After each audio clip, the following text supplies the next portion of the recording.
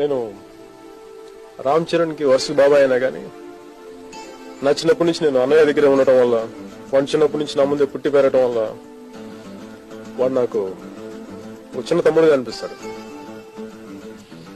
నా మొదటి సినిమా అయిపోయిన తర్వాత నా దగ్గర డబ్బులు ఉండేవి. సో నా దగ్గర డబ్బులు అయిపోయినప్పుడు ఏం చేసామనంటే వీళ్ళ దగ్గరికి వెళ్ళి, పిల్లల దగ్గరికి వెళ్ళి వీడు లెక్క ఉండేవారు. వీళ్ళ దగ్గర మా వదిన ఇచ్చే డబ్బులు అప్పుడప్పుడు 10, 20, 30 అట్లా. నేను వాళ్ళ దగ్గర మళ్ళీ ఇచ్చేస్తాను నీకు వడ్డీ కిందని చెప్పి వాళ్ళ దగ్గర డబ్బులు తీసుకుని వాడేసుకుంటా ఉండేవాడు. ఆ వాడేసుకున్న డబ్బులు నేను ఎప్పుడు ఇవ్వలేదు, ఇప్పుడు దాకా కూడా ఇవ్వలేదు. వాళ్ళు దాని మీద ఎప్పుడు నాతో ఫైట్ చేస్తూ ఉండేవాళ్ళు. ఆఖరి ఆల్మోస్ట్ వాళ్ళు చిన్న అలా ఖుషి దాకా కూడా వాళ్ళు నాతో ఫైట్ చేస్తున్నారు, డబ్బులు ఎప్పుడు ఇవ్వలేదు వాళ్ళకి అని చెప్పి. అలా చిన్నప్పటి నుంచి నేను చూసిన రామ్ చరణ్ కొన్ని ఈ మధ్య లాస్ట్ ఒక 6 months బ్యాక్, 1 year బ్యాక్ వాడు ఎప్పుడు నాకు ఇంకా చిన్నగానే ఉండేవాడు.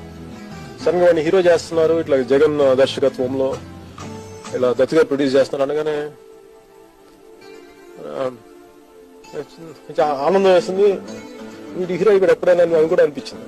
కానీ ఈ సినిమా మొదలు పెట్టక ముందే చరణ్ లైఫ్ లో ఒక చిన్న ఇన్సిడెంట్ జరిగింది. కానీ ఆ ఇన్సిడెంట్ మామూలుగా ఎవరైనా జీవితంలో జరిగితే జనరల్గా వాళ్ళ బాధ్యతలు వదిలేసి అక్కడి నుంచి వెళ్ళిపోతారు. కానీ చరణ్ మటుకు ఎవరు లేకపోయినా కానీ, చుట్టుపక్కల సపోర్ట్ ఎవరు లేకపోయినా కానీ, ఒక్కడే ఆ సిచ్యువేషన్ నుంచి పారిపోకుండా ఎంతో బాధ్యతగా, ఎంతో నిజాయితీగా, ఎంతో ధర్మంగా వాడు దాన్ని హ్యాండిల్ చేసిన విధానం చూసి నాకు ఆ రోజు నాకు నా మనసులో వాడు హీరో అయిపోయాడు. అసలు నిజంగా నాకు ఇలా వాడి వ్యక్తిత్వం వచ్చింది నాకు ముందు. సో దాని తర్వాత మళ్ళీ వెంటనే నాకు ఇట్లా సినిమా స్టార్ట్ చేస్తాను అనగానే నాకు కరెక్ట్ హీరో మెటీరియల్ అనిపించాను నాకు. సో అలాంటి చరణ్ ఈరోజు సినిమా అయిపోయింది, ఎప్పటికప్పుడు చూస్తా ఉంటే వాడికి చిన్న చిన్న దెబ్బలు ఉంటుంటే ఇంటికి వెళ్ళినప్పుడల్లా ఏంటంటే ఇట్లాగా చిన్న థాయ్ బాక్సింగ్ ట్రైనింగ్ చేసుకున్నాను, నువ్వే కదా నేను కూడా చేస్తానని చెప్పిన ఒక అలాంటి ఏదో ఉండేది అనుకుంటా, నేను కూడా చేస్తున్నాను అన్నట్టుగా.